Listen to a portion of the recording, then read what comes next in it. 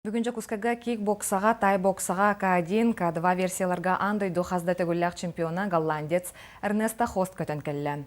Биллэр спортсмены Саха сиригэр Ген-син-кан оскуола салайааччыта Целестин Цюхцинскай ыҥырда Эрнесто Хост туһунан билиһиннерер буоллакка ыраханы яһаңаакка один гран-притин төгүллээх кыйылаага саваты көрүңҥэ тай-боксаҕа, кик-боксаҕа уонна фул контаккан дойду чемпиона. Профессиональный рингеға кене тыңчы 990 сыллаға кәлбіте онтон карьератын түміктүр келсете бұл күнін болбыда. Тыңчы 999 сылларға планета түстәқ.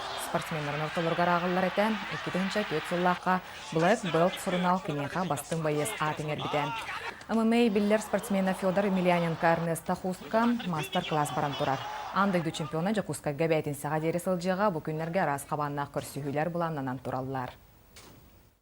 Бастатан туран Целестинга мақтанабын, кені мейгін ыҥырда. Сылым ден қаз дуурок берем, жары кыытым, онна эһиги дойду туһунан әлбәқ саңаны билем дейханныбын. Қолбур отуттан тақса кырадыс тымныга сылджим, мен тус рекордум буалар.